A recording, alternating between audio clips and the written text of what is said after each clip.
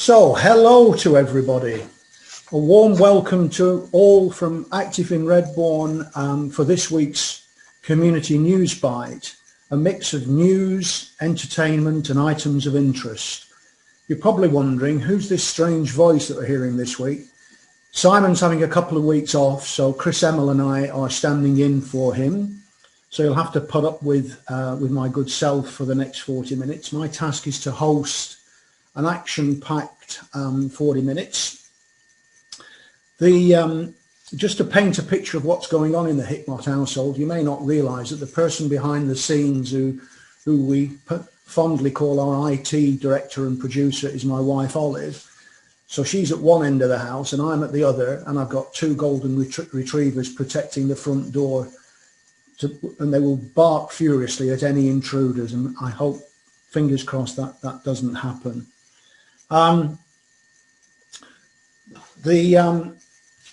Just by way of a little bit of housekeeping, I just need to say a couple of things. People who are joining the call are automatically muted with their video turned off. If you're on Zoom and you want to preserve your anonymity still further, you can change your name in Zoom. There's a chat box already open, so if you want to send a question or message to me, host Ivan that is, please do so, and I'll do my best to answer them as the call unfolds over the next 40 minutes. As always, thanks to Olive, this call is already being live streamed to the Redbourners Facebook page, and later on today she'll also post the whole programme on the Active in Redbourn website Facebook page as a video file, and also it'll go onto YouTube. One of the things we've learned in the first few weeks of the Community Newsbite is that actually there are probably 4 or 5 times more people that listen to Newsbites in their own time, whether that's before Sunday lunch or of an evening after the kids have been put to bed. So we're trying to strike a fine balance between being live, which we are, but also acknowledging that much of our audience are listening at on other days of the week. Okay, that's by way of introductions. I'd now like to welcome our first guest, who's going to give us a quick and much appreciated update on the health scenario, in particular COVID-19 and lockdown 3. So Liz Richards, I'm hoping you're there. Aha! Hi, I am here. Yes, thank you. Hello, thank you. I'll introduce myself. We've not spoken before. Welcome to you. Obviously, front of mind for lots of people is what's going on in regard to COVID-19. So without further ado, I'll hand over the baton to you, if I might do so. Yeah, thank you, Ivan. Hello, everybody. So we're now at a stage with the vaccines that we are starting to offer to our Group 6 cohort. So these are people from 16 to 64 with underlying health conditions. So we will start to send out invites. I think some have gone out already. I think yesterday some went out, and I think there were about 100 being booked a minute at one point. So we had to disable the system temporarily because it was overloaded. But there will be some more appointments going on later this afternoon for that age group. There are thousands of these patients that come into Group 6.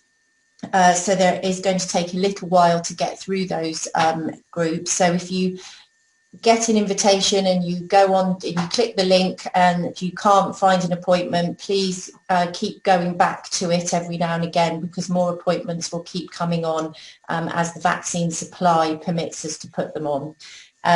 So a little bit of patience with that would be appreciated. So Group 6 is people that have an underlying health condition, also people that are carers.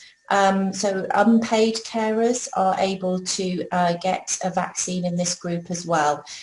So if people are carers, then you can complete a form on our website to say that you are a carer, and then we can code your record as such, and then you will be able to have a vaccine. the government is also, they've just announced that they're about to write to a group of people. They've got this new tool, which is called a Q-Risk COVID tool, which is basically fancy jargon for a risk assessment that they can now do centrally.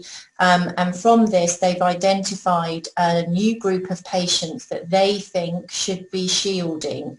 And so they will start to write to those patients this week.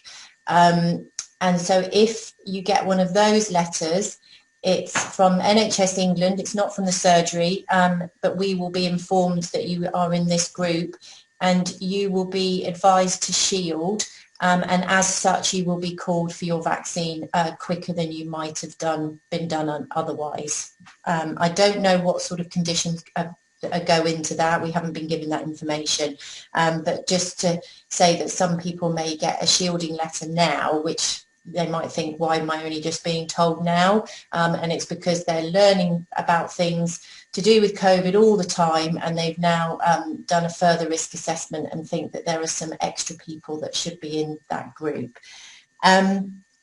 So we've currently done all of our groups 1 to 5. Those people, there are about 133 patients in all of those groups that haven't yet had a vaccine, and that's because either they've had COVID and we're having to wait for 4 weeks post infection to be able to vaccinate them, or we simply can't get hold of them because the telephone number we have for them isn't working. So, but we have written to all of those people to try and invite them as well. So with 133 is quite a small number out of the number that we've done in those cohorts that haven't been vaccinated yet. I'm not sure if anybody saw, it's been in the papers and on social media, but we did get a letter from Matt Hancock actually to Club Batchwood to say that the Club Batchwood was one of the most successful vaccine centres in the country. So the work that they're doing up there is absolutely sterling work, and I know especially the drive-through clinics that they did in the sub-zero temperatures was very, very challenging in the last couple of weeks. Second jabs, so some people had their first jab on the sort of the week of the 15th, 16th, 17th of December. So they will be coming up to have their second vaccine around the 8th of March. So we're well aware of those people and we will be contacting you. You don't need to contact us to book that in. We will be contacting you. And if you had your first injection at Batchwood, then you should have your second injection at Batchwood, because the supply of the vaccine will follow. They will give us the sort of same vaccine amounts for the second injections that they gave us for the first. So it means your vaccine has got your name on it, if you like. If you've had a vaccine, your first vaccine through the central system, which is at the MassVac sites, like in Stevenage or at the pharmacy, then you'll need to go back to those places to have your second vaccine, because again, the vaccine supply will follow. All right. So I think that's all I've got to say on the COVID vaccine programme at the moment. We're plodding on. We're limited by supply sometimes, which is frustrating, but we're doing, as an area, we're doing really well. So yeah, we just need to continue, and I think this will be with us for a long time to come. Thank you, Liz. I just wanted to say one question and make a couple of quick comments.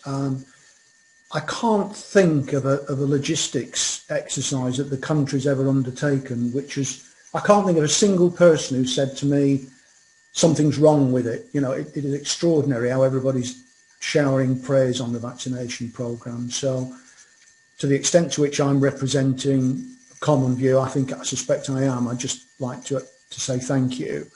And just to endorse the value of your contribution on these calls, as I was walking my dogs this morning, I bumped into somebody on the common who said, "Oh, I've been trying to get online and can't get through." And you've answered that question clearly and thoroughly as part of your presentation this morning, for which thank you. And the third thing I wanted to say was that for those, I think probably few Redbourners who remain attached to the Elm surgery in Harpenden, by reasons of history. I'm one of them. Going onto their website, and you can catch up with the process that they're following, which I think is broadly the same, but with a little bit of difference. Just go onto their website to get any of the information that you need. But thanks, Liz. I think you've got to move on to the rest of a busy day. So thank you very much for your contribution. Much appreciated. No problem. Thank you. I hope you all enjoy the rest of the call. Thank you. I hope they do. Thank you, Liz. Bye. Goodbye. Good morning to you, Will. Good morning, Ivan.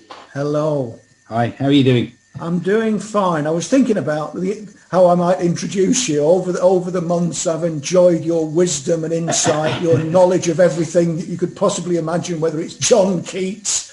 Yeah, calm down. International rugby. Maybe we should have a conversation about the merits of the 1995 Premiership team, Blackburn Rovers, that I support. But I don't think we'll make the audience suffer from that regard. But well, we wouldn't have a very long conversation, Ivan. There is that.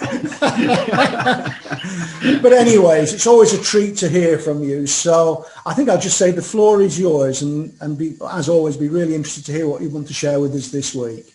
Thank you very much, sir. I wonder if any of you managed to have some pancakes yesterday. It was, of course, Shrove Tuesday. The word shrove is from a form of an English word shriv, which means to obtain absolution for one's sins by way of confession and doing penance. Thus, Shrove Tuesday was named after the custom of Christians to be shriven before the start of Lent. Generally, we know it best these days by the name of Pancake Day. It's become big business, and a certain brand of chocolate and hazelnut spread certainly wants to make the most of the opportunity. But in the past, it was less about buying in special syrups, spreads and toppings, and more about using up the rich foods of butter, eggs and milk before the more simple food that marked the season of Lent would become the daily norm.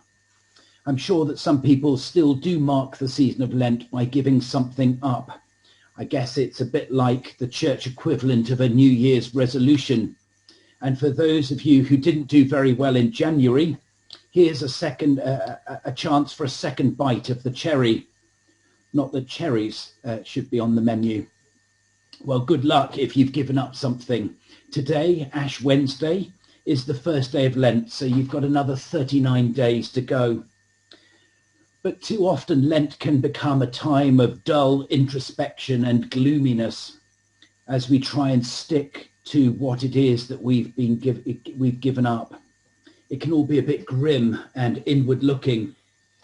Well, I've given up booze, and I'm also going to try and take something up and do a bit of running each day. There, I've gone public, so there's no backing out. I'll let you know how I get on. But the idea of taking something on as well as giving something up seems good to me, a positive way to mark the next 6 weeks. Much has been made on social media of the Lent resolutions that Pope Francis is suggesting. For those of you who've already seen them, I make no apology for reading them. They are worth hearing again. And for those who haven't come across them, perhaps there's something in here for you this Lent.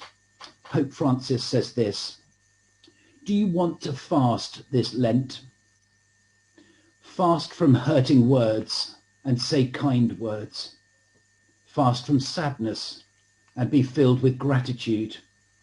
Fast from anger and be filled with patience. Fast from pessimism and be filled with hope. Fast from worries and have trust in God. Fast from complaints, contemplate simplicity. Fast from pressures and be prayerful. Fast from bitterness, fill your hearts with joy. Fast from selfishness and be compassionate. Fast from grudges and be reconciled. Fast from words, be silent and listen. However you keep Lent, I hope it will be a time of blessing for you. Thank you, Will. That's very powerful. The words joy and hope are floating around my mind as I listen to you, apart from the wonderful image of Will Gibbs hurtling past me on the common with Sweep his dog in your vapor trail. You'll never live this down. I'm going to go in the middle of the night so I can't be seen. We'll have the spies out. Balaclava. As always, thank you, Will, so much. My pleasure and privilege. Let's move on now to our next regular guest, Sally Bartlett, who I've got to know increasingly over recent months, and I'm beginning to recognise Sally as a person of wisdom, as well as all the wonderful work she does for the care group that many of us know about, but they do a lot of things that we don't recognise. It's always a joy to hear from you, Sally. So what would you like to share with us this week? Well, thank you for those kind words, Ivan. I'm sure they're not quite right, but thank you anyway. They are. Good morning to everybody. This morning, I've got an update from the local community library for you, which is unfortunately still closed, as you know. But as you might expect, you know, from the generosity of people in Redbourn, there are volunteers who'll go to the library on your behalf. They'll collect books for you, they'll deliver them to your door, and they will collect and return them to the library when you finish reading them. All COVID guidelines are adhered to, so there's no worries for you on that score. It is part of a scheme on offer by Hertfordshire Libraries called Ready Reads.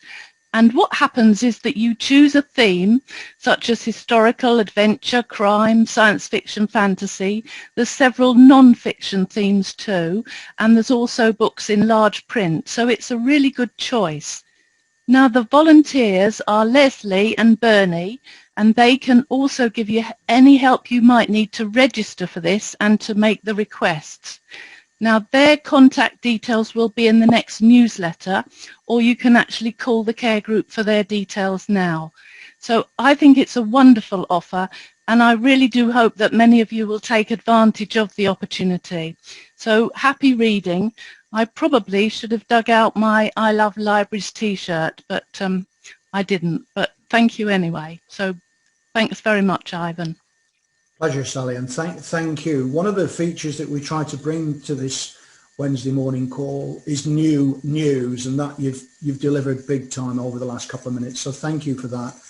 And I'd also want to just recommend, if you don't already receive the fortnightly community newsletter that Sally and the care group put together painstakingly and brilliantly every 2 weeks, please get yourself on the list of recipients for that. I think of it as a companion piece to what we do on a Wednesday morning, for which we should be grateful. Yes, please do. Don't hesitate to call in or ask, because we can deliver print copies to you if you know somebody who can't access things on the internet. So please don't hesitate to ask. We really, really would like you to receive a newsletter. So thanks, Ivan, for raising that. Pleasure. Okay, the next slot gives me enormous pleasure. John Fisher is going to join us. Don't forget to unmute, John. I've known John for 30 years, going back to the days when we both ran junior football teams. And John's a character in amongst our community who you'll recognise from his work with the Vere Valley Society. And he's also somebody who's extremely interested and always happy to share his knowledge of bird life. And I think John wants to share a story with us about an unusual visitor to the environs of Redbourn. John, good morning. Yes, I can. Good morning, right, John. Okay, good. Yes, I'm not really a twitcher. I don't rush all over the country seeing rare birds, but I do keep a Redbourn list, which is now up to about 130 odd birds. Wow. But this year, just before Christmas, I got a really special bird in Redbourn. It's a hen harrier, which I never expected to see in Redbourn ever. But these are birds that breed up on the northern moorlands, but they do winter down south, mainly on the Norfolk coast and also in North Herts. But I think this is the first time we've actually had one in this part of Hertfordshire, probably since about 1980, which wasn't a bird I saw then. You can see the picture that Oliver's put up. This was a female hen harrier. which is a big brown bird, about the same size as a kite. And it's got this white patch on the tail, and they're known as ringtails. Male hen harriers are smaller and are sort of light grey and black, are far more attractive than the females. Most female birds are brown because they need to be disguised on the nest. Anyway, this bird, it turned up on December the 6th, and it was seen from the, you all probably know the road to the Veolia waste management place. It was seen from the bridge over the Ver there, looking towards Shafford. And it stayed there for about 6 days, and it was widely reported through Twitter and the Hearts Bird Club. So most days there was about a dozen people down there watching this bird, and they were, were able to see it from fairly close range at times. It did fly quite close, but they're a magnificent bird to watch. And I say it was a real surprise to get one on my local patch. So I have seen them quite often up in North Hearts near Royston, but never in this part of Hertfordshire. Unfortunately, hen harriers are persecuted up on the northern uplands because they do rather like young grouse. So the gamekeepers routinely shoot them and burn their nest, which is highly illegal. It's a criminal act, but it goes largely unchecked. So there's only a handful of pairs actually breed in England now. So most of the hen harriers we get in the winter are probably from Northern Europe, Scandinavia and Germany. But it's quite good this 2020, and I only saw the hen harrier. There were also 2 other new birds for me. Again, in the same sort of location. There was a cattle egret turned up in August. This is very similar to the little egret, which you're probably all used to seeing around nowadays, but it's got a yellow beak, and it sort of spent a few days amongst the Hudgel cattle down in Redbourn Bury water meadows. And also in August, very similar bird to the hen harrier, but far more common, was a marsh harrier. And that was the first one I'd seen in Redbourn, although there have been reports of them before. In fact, 3 or 4 years ago, I was on holiday in Dorset, and I got a text saying there was a marsh harrier on my local patch, which I obviously missed. So that's it. The name for the hen harrier, is Sky Dancer, because they're such fantastic flyers. And if you see, I've seen them a lot up in the Orkneys and the Western Isles, the US, where they're not persecuted, and to see them flying around, a moorland is a treat to behold. John, is there a chance that the hen harrier will come back? Well, it's unlikely. It's possible. It could be that it stayed for 6 days, so it must have got some food. They feed on small mammals, mice, voles, and they also take small birds. They're much more agile flyers than kites. Kites only eat things that are basically dead. But these guys can actually chase small birds like meadow pipits and reed buntings that they would get on the water meadows. Well, it's a fantastic story, and I think just sharing with us the unusual nature of the hen harrier. It certainly got me excited. But it's amazing what is in and around us out here in the countryside in Redbourn, and maybe in the next few weeks you can come back and enlighten us as to what sorts of birds we ought to be noticing as spring unfolds. That would be fantastic. Well, that's sort of, late March onwards, there'll be our spring migrants arriving, which is a wonderful time of year for anybody interested in birds. Yeah. So my encouragement to everybody would be to look outwards and upwards and notice what's around you. Yeah. John, thank you so much. It's all right. Part of the Nature Call series that we're trying to run. Thank you again, John. Thank you. Okay, so let's move on. I'd like now to turn to matters of council. Namely, Chris Kenny, our parish clerk, is going to join us and share with us something that I think is new, different and unusual. Chris.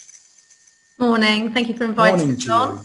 I'm a bit disappointed, Ivan, that you don't have a shirt that Simon normally wears. Can you not see my Tony the Tiger outfit? Oh, okay. Fair comment. Perhaps I shouldn't have asked. Anyway, today I wanted to take the opportunity to let people know about a photography competition that the Parish Council have just launched. We've done them in the past, a while ago, but felt that probably this is a good time to try and give some people some more activities to do, perhaps getting to the end of a bit of a long lockdown. This will give an idea, people can start thinking about something different. So we launched it on Friday, and we're asking people, can you capture life in Redbourn on camera? So we're working with a couple of local photographers, Jeanette from Jet Black Squares and Annie Griggs Photography. She's in the High Street.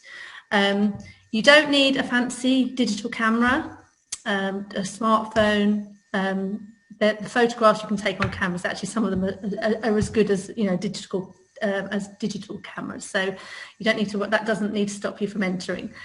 We have 6 categories. We have spring. We have a view from your window. So perhaps those that people are in isolation and haven't been out very much. Perhaps following on from John, there might be some birds in their garden that they could take photos of.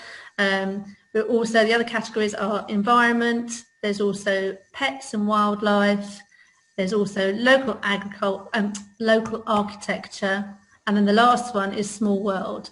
And Small World is about, do you know the little figures you get, like the Lego figures or the Playmobil, or you get like those little toy soldiers, and the idea is to put them perhaps into a scenario that you can take a photograph of. I mean, you've seen perhaps ones where you've got the little workmen digging up baked beans on toast. So those sort of things, you put them in a different scenario. I don't know, you might have a little Playmobil man holding a toothbrush and whatever. It's endless. There's lots of possibilities in what you can do with that one, and hopefully it's for all age groups, so hopefully the kids will get engaged with that idea as well.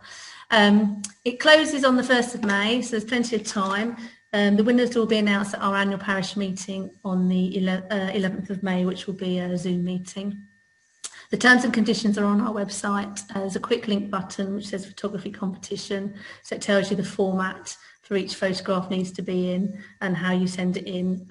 For those that haven't got access to the website, we've got notices on the notice boards.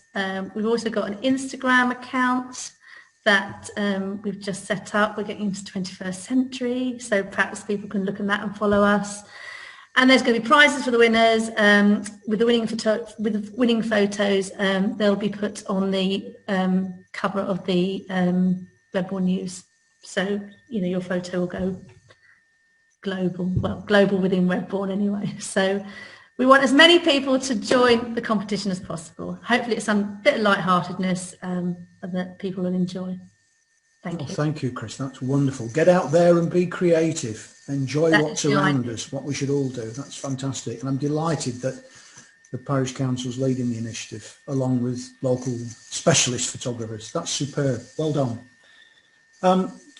Let's move on. And I think the next slot is my dear wife, Olive, who we wanted to showcase each week a couple of things that are what's new that our residents might get involved in. So without further ado, over to you, Olive. So I want to just say it's great. Live Well with Air is back. And this week we've got 3 things happening. We've got a brand new pilot initiative called Start the Week Coffee Morning on Zoom. There's the Zoom details, and I'm sure the care group will keep the Zoom details for those people who don't manage to write it down.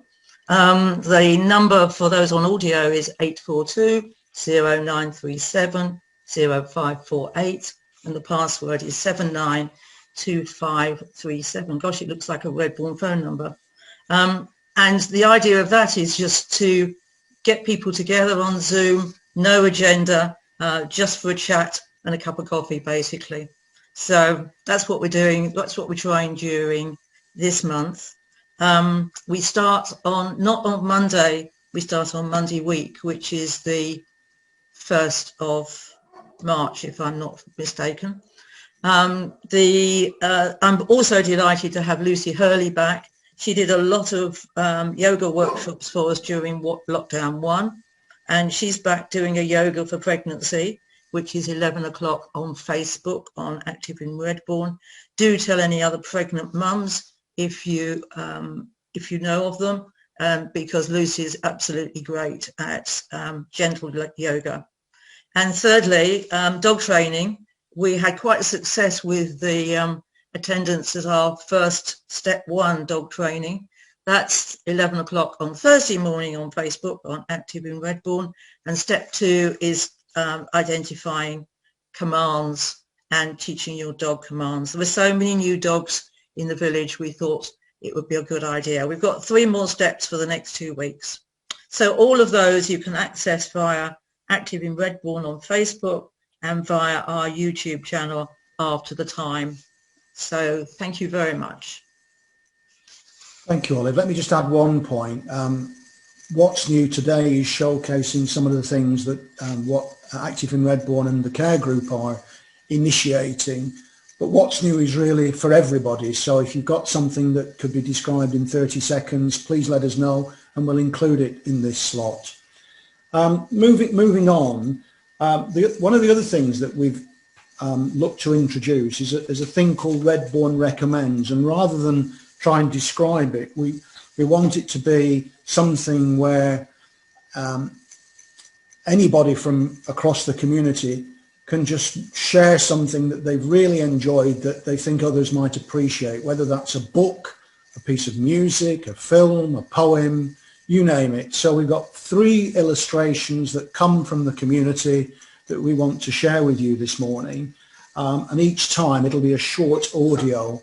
And the first one is something that will talk about The Worst Witch by Jill Murphy, which has been recommended by Brooke, who is 6. Hi, my name is Brooke and I live in Redbourn. My recommendation is the book The Worst Witch by Jill Murphy. I am reading it with my mummy before bedtime and my favourite character is Miss Cackle because she is kind and fair. I also like watching it on the TV because it is funny, but Miss Hardbroom is scary and shouting. Luckily Mildred always saves the day. That's perfect. You were right. We couldn't possibly miss Brooke's wonderful description of the book. The next one is The Beekeeper of Aleppo. And on the strength of what you're about to hear, I've already bought the book and put it on my pile of things to read.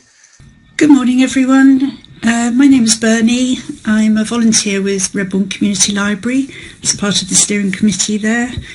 And the book I would like to recommend for you today is The Beekeeper of Aleppo by Christy Lefterry. It's a story about Syrian refugees who make the hard decision to leave their war-torn village and try to make their journey across Turkey and Greece and eventually get to England, where they're going to apply for asylum. And it's told with 2 interwoven timelines, one when you're still back with them in Aleppo in 2015, when they're trying to make that decision, and the other is set the following year when they have actually made it and they're in England and applying for asylum. It's obviously a very sad story, but it's a beautiful book because it manages, through all that sadness, it manages to be full of hope and really recreate what these people must go through, but the amazing strength and resilience that they have that believe that there is going to be something better for them. And it's actually ends up being quite a joyful story. So I would recommend it wholeheartedly, and also like to say that I had it through the ebooks available from the library from BorrowBox. So if you're finding it hard to get into Harpenden or St Albans to get the ready reads that they're able to put together at the moment, you can always have an ebook directly from the library. So I hope you enjoy it. So do I, Bernie. So thank you, Olive. And our final Redbourn recommends, we may be missing Simon's shirt, we may be missing his voice, but he's squeezed into our call this morning and he'd like to recommend something called Schitt's Creek. Simon. Hi everyone, my name's Simon and I live on Lamb Lane near the old library. And my recommendation is a Netflix series called Schitt's Creek, which by the way is spelled S-C-H-I-T-T-S. It's a low budget, divinely acted, heavenly scripted, and as it turns out multi-award winning Canadian series that tells a story of what happens to a super rich family when overnight they lose all their money. They're forced to move out of their palatial mansion and leave their opulent lifestyle behind and live in a rather down-market motel in a down-market town. I don't want to tell you anything about what happens next, actually. There are 80 or so 20-minute mini episodes. What I do want to say, though, is that you will on occasion laugh out loud. On other occasions, you will actually cry yourself to sleep. You will come to love the family and some of the people they meet and some of the adventures they have. I've watched a lot of television. I have never, ever, however, been moved like I was when I watched this programme. Before I started watching it, I was told to give it time. Well, to paraphrase Jerry Maguire, it had me within 5 minutes. And I miss all the characters terribly. They were so vivid they feel like old friends. Someday I'll watch it again, mindful that I can only ever enjoy it for the first time once. And one final thing. You will never again be able to listen to Liza Minnelli singing Maybe This Time, or Tina Turner singing Simply the Best without welling up with sheer joy. And there I'll leave it. Schitt's Creek, simply the best. My score is 10 out of 10. I'm sure you'll enjoy it. Thank you. Praise indeed, Mr. Vegro, praise indeed. Redbourn Recommends will only work if we as a community can feed in our favourite things that we want others to enjoy. So if you do have something, whatever it is, please send your voice recordings to info@activeinredbourn.co.uk. The more the merrier. We want to have a fantastic library of stuff for people to enjoy. Okay, so now let's move on to the climax of this week's call, which is an opportunity to head over once again to the picturesque Hertfordshire village of St Mary's for the next instalment of our weekly serial, The Snatchups. As I've got to know the characters, I think about this most of the week, and when we left a week ago, Tim was starting a revolution from his bedroom, and unbeknown to Brenda, Stan and Grandad were illegally selling homebrew from Grandad's garden shed. So, as always, with great pleasure, over to the Redbourn players.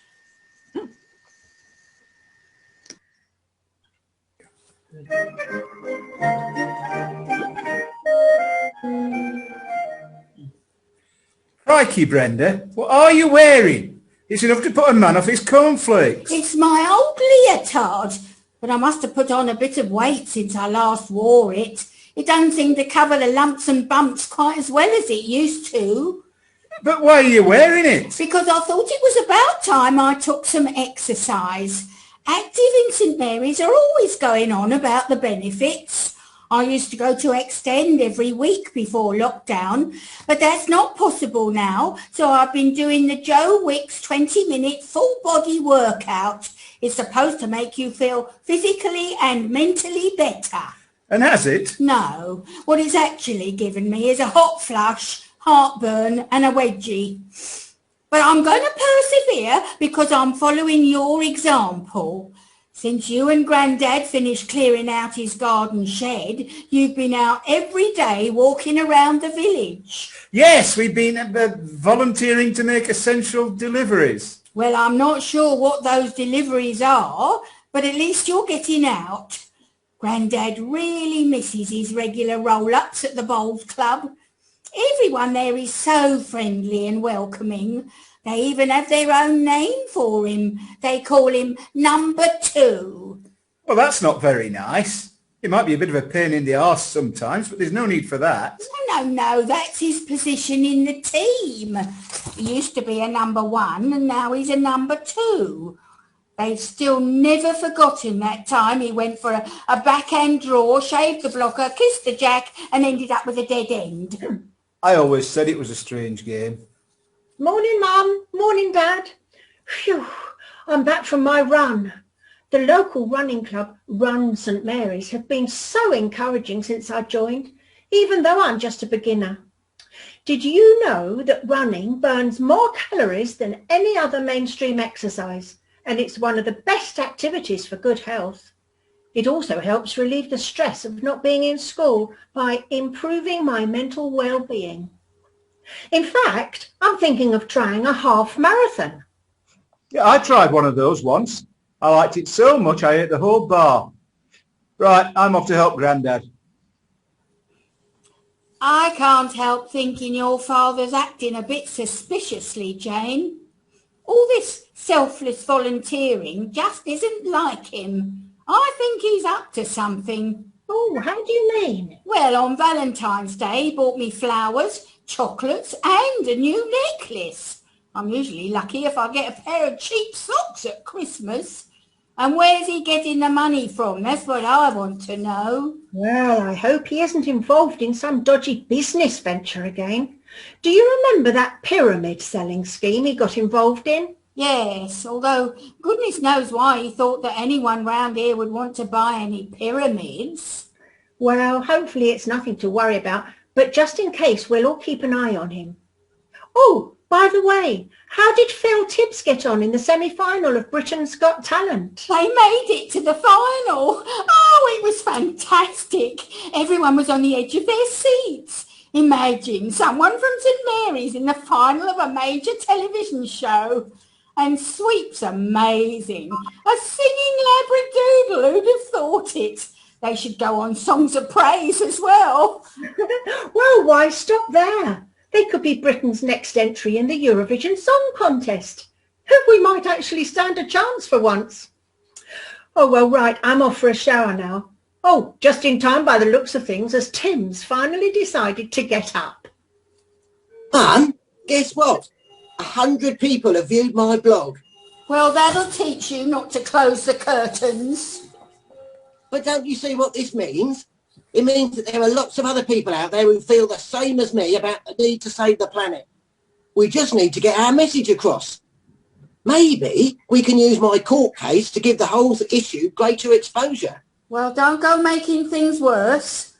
I don't know how we're going to pay the fine as it is. Well, I'm off to pick up my bike from those excellent people at the bike loft. They've been giving it a service. I mean, you're doing Keep Fit. James started running, so I'm going to do my bit to keep fit during lockdown by doing some environmentally friendly exercise. Well, don't you go cycling up that St Albans Road. There was another serious accident last week. The sooner they put in a segregated cycleway, the better. Don't worry. I'm going to be going on the back roads, avoiding the pollution. And that's another thing. We all need to make our emissions more carbon neutral. Tell that to your father. His emissions are enough to cause climate change on their own. Yeah, talking of father, where is he? He went to find Grandad.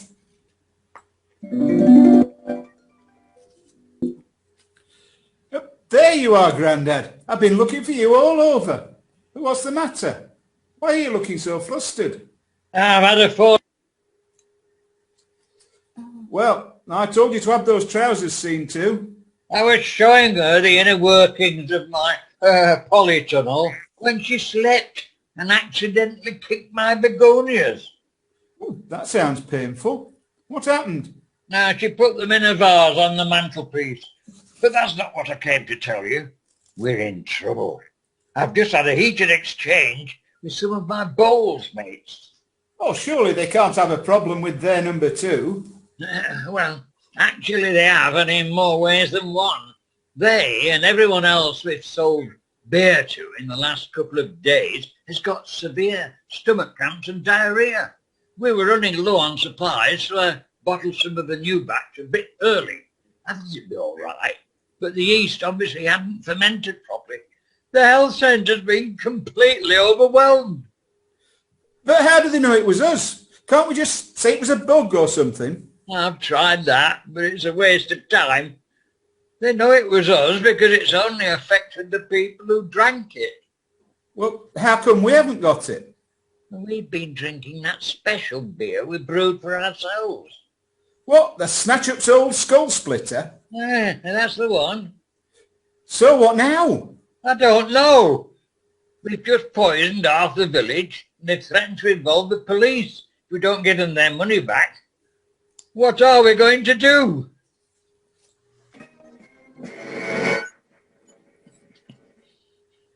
And on that bombshell, we must leave it for this week. Will Stan and Grandad be able to get themselves out of this, or have the villagers got them over a beer barrel? Will Brenda's devotion to Joe Wicks or her leotard be the first to snap?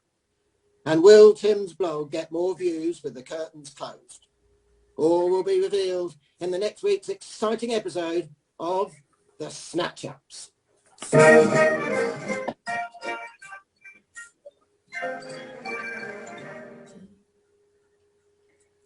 Wonderful stuff. I'm growing to love the lovable rogues and characters of the Snatchups, for which thank you. So that's it for this week. Just to say thank you to all the team in both Active and Redbourn and all of our contributors today. But above all, thank you to everybody who is either listening this morning or will do over the next few days. This is your show. We'd love to know what we're getting right, what we need to do differently, and also any suggestions you have for items that we ought to include that you think people will find entertaining and or newsworthy. So thanks to all. Have a wonderful week and we'll see you next Wednesday. Cheers.